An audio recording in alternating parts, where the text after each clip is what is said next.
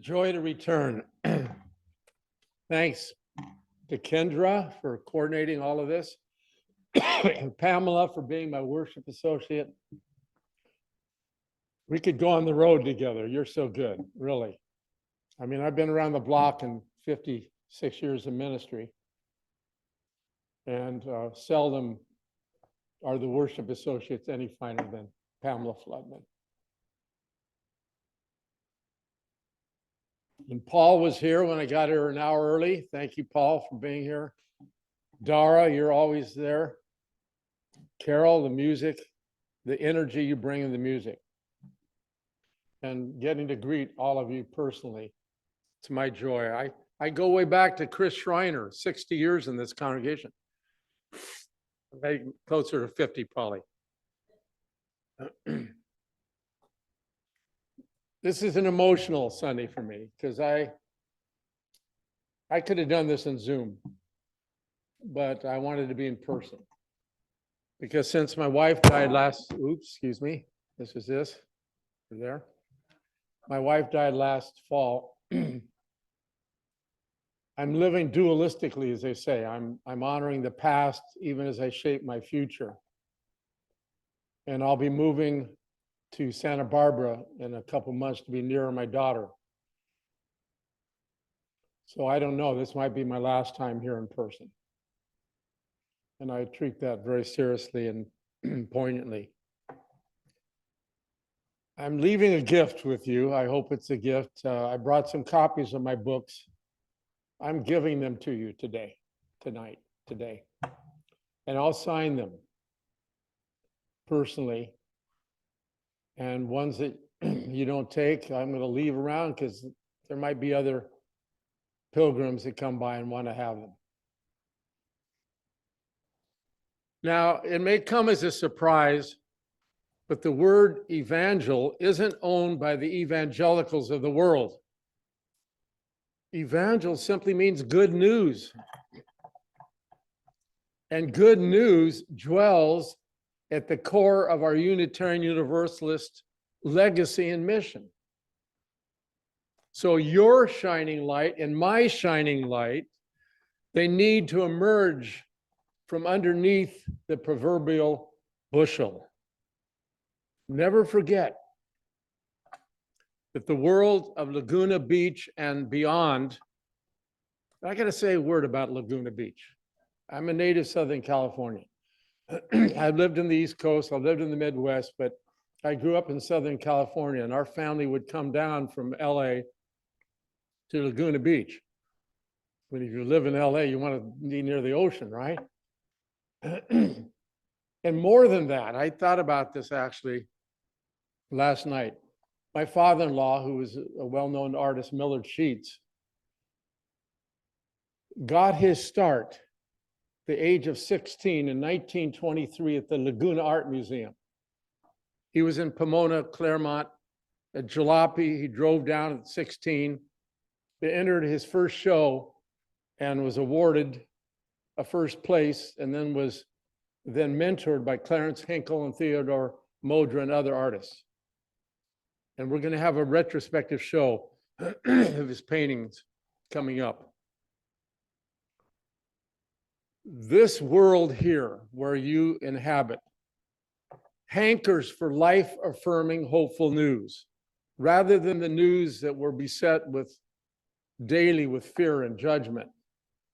For you and I, as Unitarian Universalists, belong to the heritage of Isaiah, who wrote in the Hebrew scriptures, Yahweh has anointed me to bring good tidings to the afflicted, sent me to bind up the brokenhearted, to proclaim liberty to the captives, and the opening of the prison to those who are bound, and to comfort all who mourn. That's in our heritage. Do we not commit ourselves to bringing good tidings to all who are afflicted? Do we not aspire to live lives of liberation, freeing ourselves and others from all sorts of slaveries of mind and body and heart and soul? You bet we do at our best. at our fullest as Unitarian Universalists because we belong to a living tradition of bearers of good news, wondrous news, liberal, liberating news. One of my favorite stories is of Mortimer Arias, a Methodist bishop in Bolivia.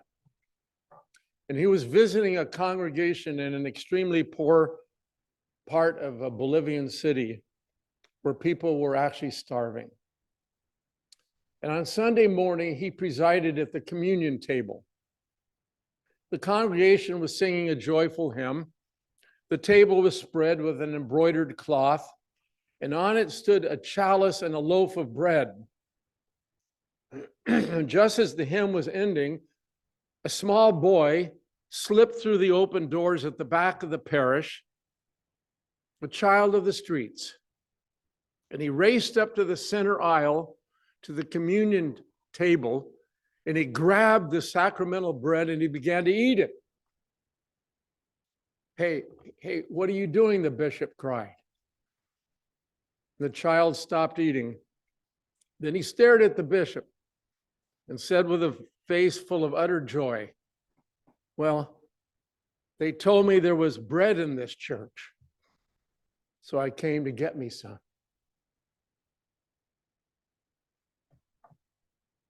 And a little child shall lead us on our mission. The hurting of humanity always force the issue, don't they? So that's the telling question for you and me. Does our progressive gospel offer real spiritual and material nourishment to young and old alike, to all who go hungry and happen upon us, whether it's within this building or out in the streets or in the community where we live? Does our Unitarian Universalist outpost here in Laguna Beach furnish nutritious bread for the body and the spirit? Can you get fed here? And then we move to feed others. I confess, after 56 years in our movement, I'm tired of our Unitarian Universalist gospel, our good news being hidden, being misinterpreted, being trivialized. I'm weary of people confusing us with unification, the Moonies, or universal life, a mail order ministry. It's time to let our true light shine, and then keep on shining all our days and nights on this earth. Is it too much to ask that the world start to recognize, if not appreciate us for who we really are? I mean, being agreed with isn't a fundamental human need, but being understood, that is. But there's more that disturbs me. Outsiders not knowing who we are, what we stand for, where we're located, that's trouble enough. But too many insiders, our own partisans, are prone to dismiss their chosen religion as well. Self-insults really sting. There are card-carrying Unitarian Universalists scattered throughout our 1,000+ congregations in North America who consider themselves political action centers with a side order of spirituality, or like-minded social guilds, or sometimes I'm embarrassed to repeat, spit and argue clubs. My fellow progressives, please be aware that such assessments are erroneous and debasing. The truth is that you and I, for better or for worse, have cast our lot with a bona fide religious enterprise, whatever our size might be. The enduring center of Unitarian Universalism is historically rooted, theologically rich, ethically courageous, and unabashedly spiritual. You and I have joined a religion comprised of mystical activists, compassionate change agents. We belong to an honorable, worthy heritage despite our ample warts. But if we're hesitant to promote ourselves as a genuine religion, why should we expect a disinterested world to do so? I'm bold enough to claim that the world would be better off if there were more Unitarian Universalists practicing our faith. So, whether you're a chronic Unitarian Universalist such as I, or an utter newbie who happened upon our Long Beach, Laguna Beach worship service this morning, you've chosen to celebrate in a religious communion that possesses a magnificent gospel, what the Universalists rightly called the larger hope, the larger hope. We harbor good news, really good news. But just why? Why am I making this case? Why are we a good news religion? Well, we're one because we focus upon the delights and the duties of this world rather than waiting around for full benefits in some fanciful realm. Why? Because ours is a religion that's committed to saving everyone, not merely our own skins or clans. Why is our place a source of good news? Because we distinguish between the necessary pangs of conscience and the regrettable paralysis of guilt. But there's even more substance to our good news. We have the capacity to be and do good, to make real and lasting differences during our earthly stays. You and I matter. We matter this afternoon in the way that we treat whatever passes our path. Ours is a life-affirming faith that believes that human beings can build beloved communities as you have built and continue to sustain here in Laguna Beach, right where we're planted, not waiting around for some realm hereafter.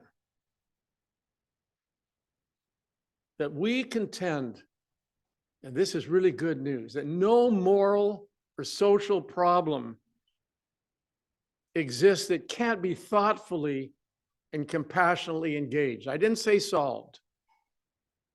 I said thoughtfully and compassionately engaged. And we are a religion that insists that souls are renewable. Society is reformable.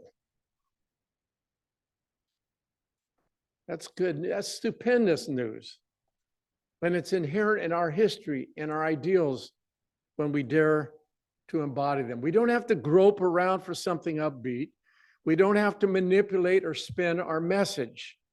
Unitarian Universalism is a hopeful gospel at core, and we are its bearers. What a blessing. What a calling. But I don't want to fool anyone, particularly myself, because I'm such a hopeful person. We promote good news, but not sappy or dreamy-eyed news. Ours is a relentlessly realistic religion. Our gospel doesn't naively argue that life's injustices can be eradicated overnight, or in a few weeks, or even during our lifetimes. We concede also that evil dwells within us. Within us. Yet ours remains a religion that summons us to advance step by step by step, maintaining that compassionate talk and walk and grow some corn, as Native Americans are wont to say. Grow some corn. Our gospel promotes chastened hopefulness in an age filled with dealers of gloom and pushers of mushiness. Jesus often said, "Be of good cheer." But when he did, the Nazarene never used the Aramaic equivalent of cheerio, no. Be of good cheer. Much deeper than cheerio. Avoiding the extreme of cynicism while spreading a resilient confidence. Progress, not perfection. Talk about good news. Look at our name. I'm convinced that we will contribute mightily toward the healing of our single precious planet if we only resemble our name. Unitarian Universalism. What's in our name? Lots, if we live up to it. Unitarianism asserts that the cosmos is unitary. Reality is ultimately interconnected. Divine reality is one, as Thich Nhat Hanh calls it, interbeing. What a blessing for those of us who don't really want to travel alone, who covet living in partnership at every level of existence. Unitarianism also decrees that every unit of life is worthwhile and to be treated as such. Again, that's good news. Our chosen faith believes that we can convert life into a just and joyous journey. And if I'm not mistaken, there are countless folks across the land, indeed in this Southern California region, who hunger for such a heartening view of human potential. And universalism, that's the door I came in through in Troop Memorial in Pasadena. I'm a universalist at heart.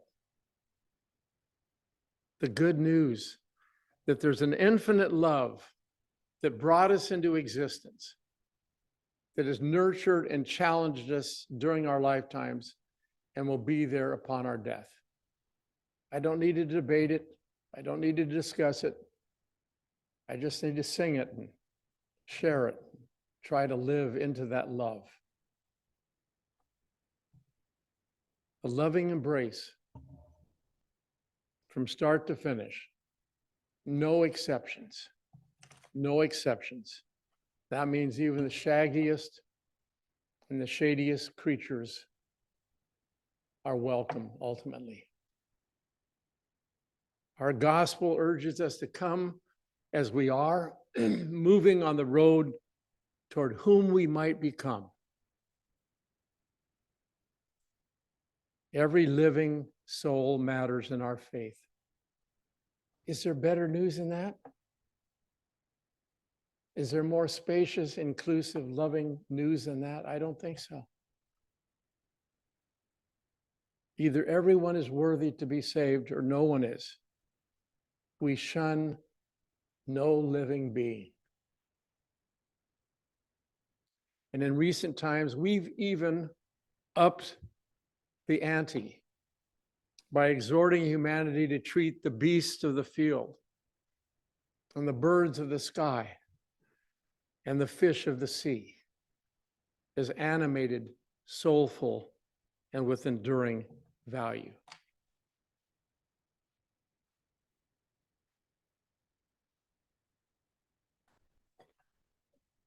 I want to give you a couple stories from my ministry. So it's not just theology today. The first tale is of a colleague of mine whose 17-year-old daughter tried to commit suicide. And she failed and was placed in a mental hospital. And a friend of the family from their congregation learned of her plight and went to visit. And as she leaned down to hug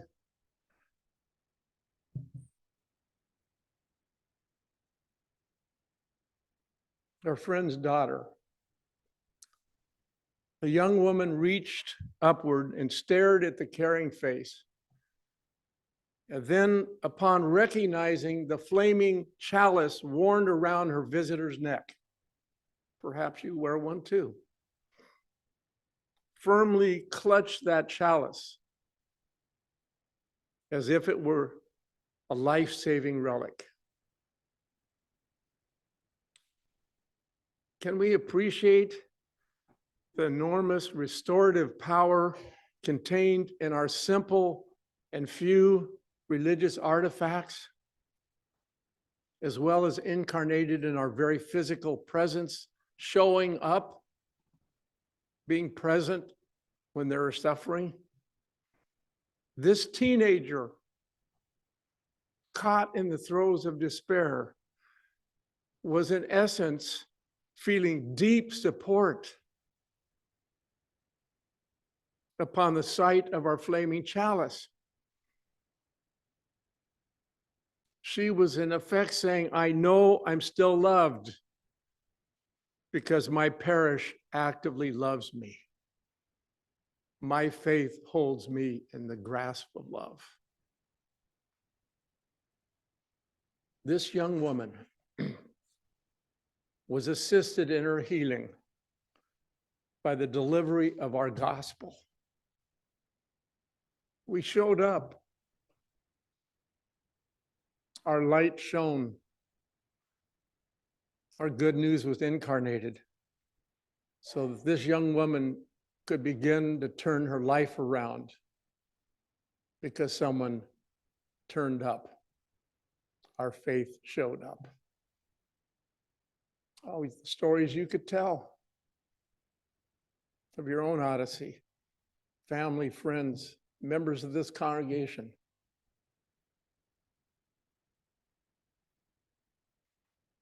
My second example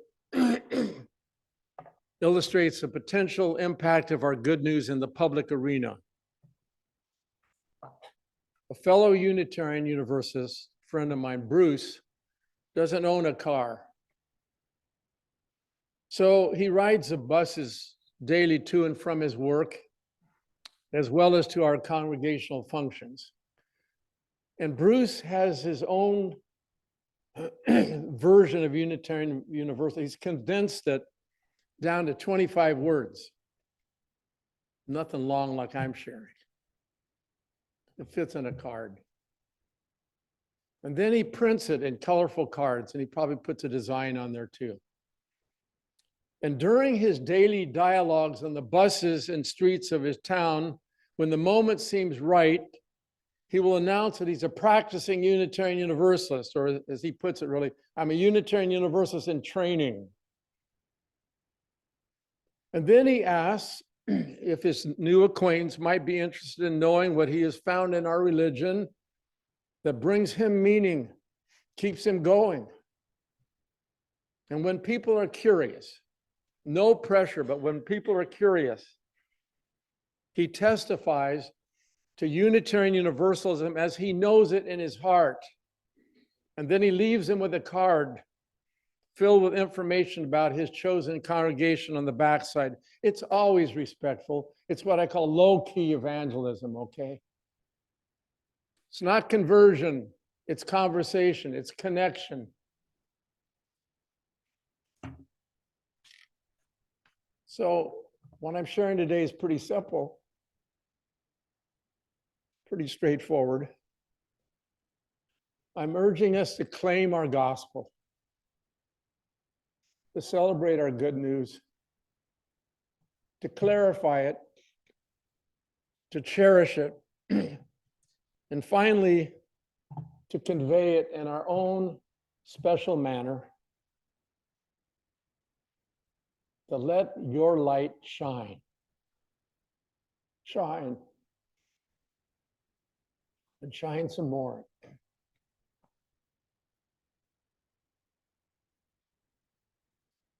We shine our light.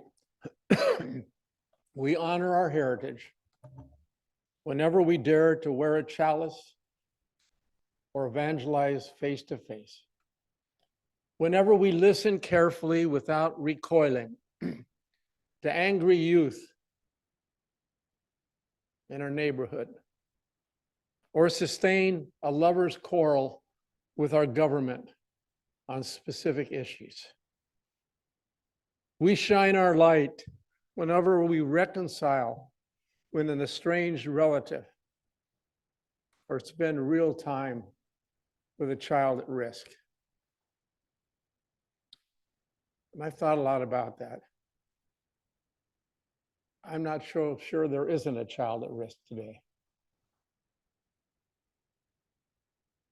Just spend time with a child, because everyone in the room is 18 or above today.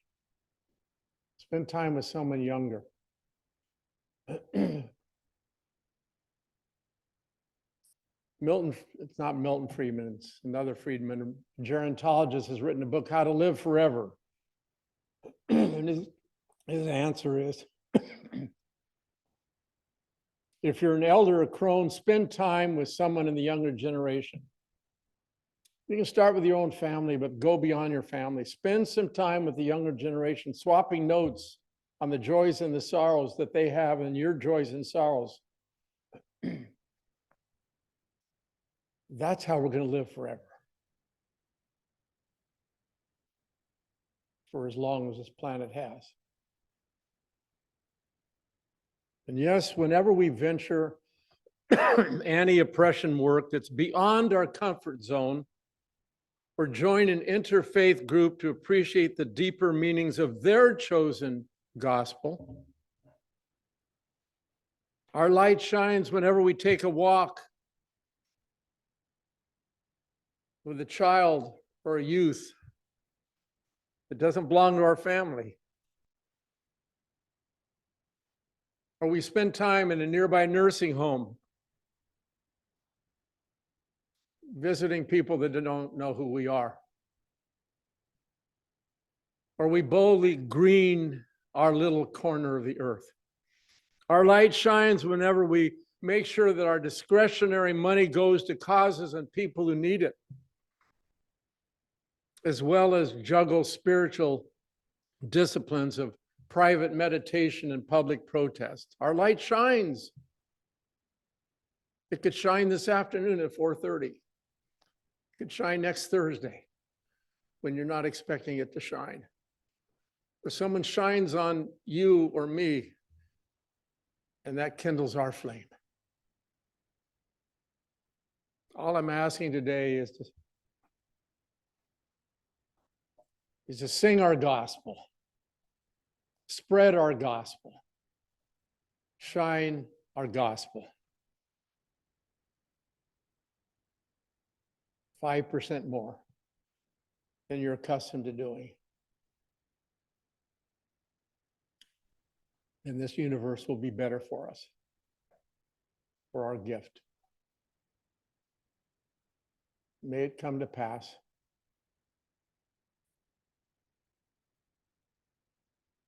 May it come to pass.